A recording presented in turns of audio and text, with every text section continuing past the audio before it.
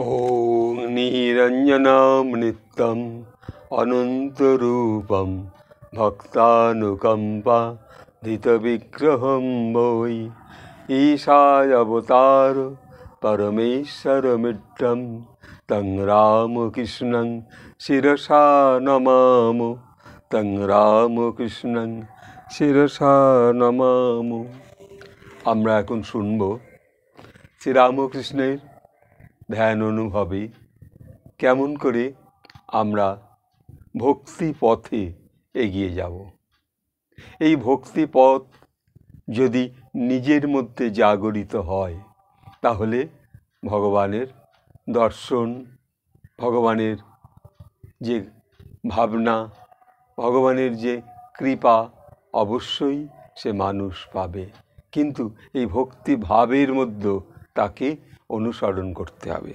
শ্রীরামকৃষ্ণ এখানে বলছেন ভক্তিপথেই তাকে সহজে পাওয়া যায়।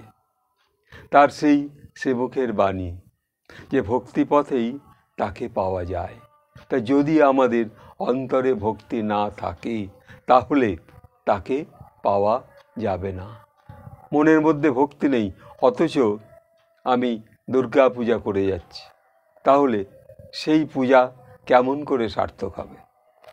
কিন্তু মনের মধ্যে যদি ভক্তিবোধ থাকে যে না, মা দুর্গাকে আনা হয়েছে, তিনি এসেছেন, তিনি তার মূর্তি রূপ আমরা দর্শন করছি, সেই মা জাগ্রত।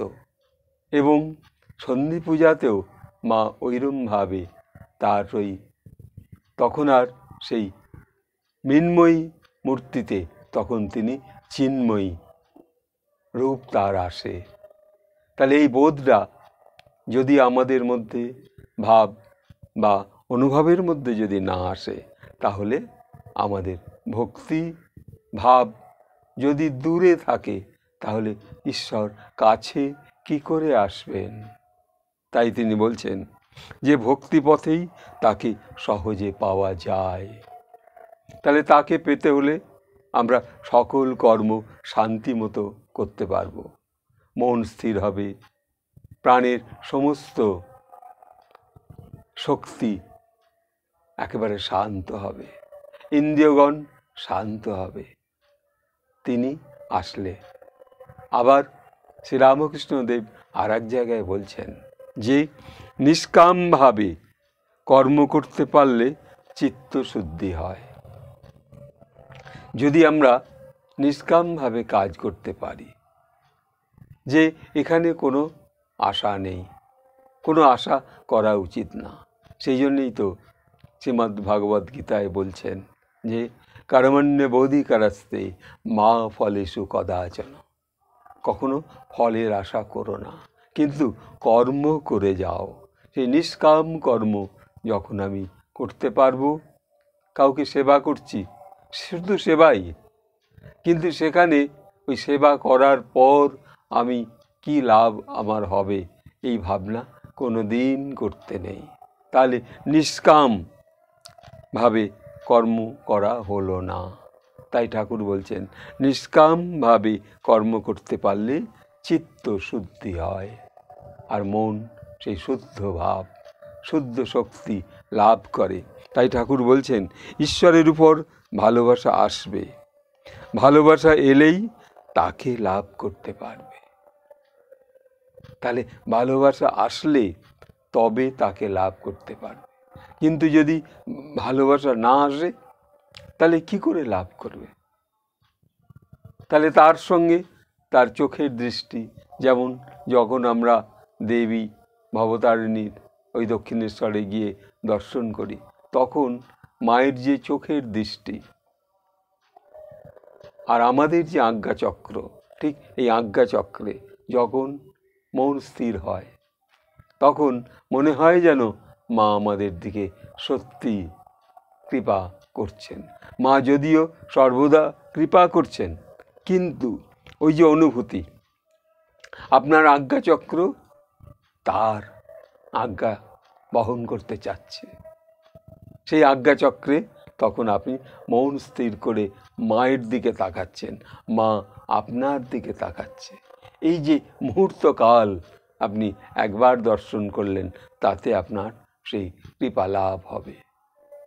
তাহলে শ্রীরামকৃষ্ণ ধ্যান অনুভবে ওই যে মুহূর্তগুলো আমরা যদি অনুভব করতে পারি, তাহলে সেই মুহূর্তে কোনো রোগ, শোক, অশুভ মন, দুশ্চিন্তার মন সেই মুহূর্তে থাকবে না। তাহলে তখন আমরা নিশ্চিন্ত হব যে ওই মুহূর্তটা আমরা এখন নিশ্চিন্ত। তখন মনের মধ্যে যে দুশ্চিন্তা অবস্থাটা দৌড় করছিল, তখন সেটা ভাঁটা পড়ে যাবে, আর সেই দুশ্চিন্তাটা থাকবে না। তখন একটা ভক্তিযোগ, একটা ভক্তির হোম যজ্ঞ শুরু হবে আপনার অন্তরে, যে আমি মাকে দর্শন করছি, মাকে প্রণাম করছি, মাকে আজ অনন্ত কোটি প্রণাম দিয়ে আজ অনেক দিন পর মাকে আমি আমার কাছে পেয়েছি। এই অনুভূতি আপনার মধ্যে আপনি যদি জাগিয়ে তুলতে পারেন, তখন জয়, আপনার জয়। মা সেই পাষাণ মূর্তি তখন আপনাকে যেন জয় দান করবে। সেটা আপনি গৃহে বসেও করতে পারেন। যেমন একটা দক্ষিণেশ্বরের ফটো আপনি পেয়েছেন বা নিয়ে এসেছেন, ঠিক তার চোখের দিকে তাকিয়ে, মায়ের চোখের দিকে তাকিয়ে আপনি আপনার চোখ মায়ের চোখের ওপরে ভিড়িয়ে দিলেন, দেখে একটু মাকে অনুভব করলেন, তাহলে দেখবেন আপনার মধ্যে সেই জাগরিত শক্তি আরও জাগরিত হচ্ছে। শ্রীরামকৃষ্ণ ধ্যান অনুভবে এই যে ভাব অনুভবগুলো, এগুলো একটা আপনার মনের তৃপ্তি দান করবে, আর এই হলো সেই পরম চিকিৎসার অনুভবগুলো। আজ খুব সামান্য এইটুকু বলে এখানে রাখছি। ওম স্থাপকায় চ ধর্মস্য সর্বধর্ম স্বরূপিণে অবতার বরিষ্ঠায় শ্রীরামকৃষ্ণায় তে নমঃ। জননীং শারদাং দেবীং রামকৃষ্ণং জগদ্গুরুং পাদো পদ্মে তয়োষিত্বা প্রণমামি মুহুর্মুহু। ওং নমো শ্রী জ্যোতিরাজায় বিবেকানন্দ সুরায় সচ্চিদ সুখস্বরূপায় স্বামিনে তাপহরিণে। ওং নমো শিবায়, ওং নমো শিবায়, ওং নমো শিবায়। যারা দর্শন করছেন, মাকে স্পর্শ করে একটু লাইক করবেন, একটু শেয়ার করবেন। মায়ের ভাবনা, ভাষা আগামী সারা বছর, আজ এই নববর্ষের পরের দিন থেকে আগামী বছর পর্যন্ত সকলে সুস্থ থাকুন, ভালো থাকুন, কারুর যেন কোনো কষ্ট না হয়, কারুর যেন কোনো দুঃখ না হয়, এটুকু বলে এখানে রাখছি।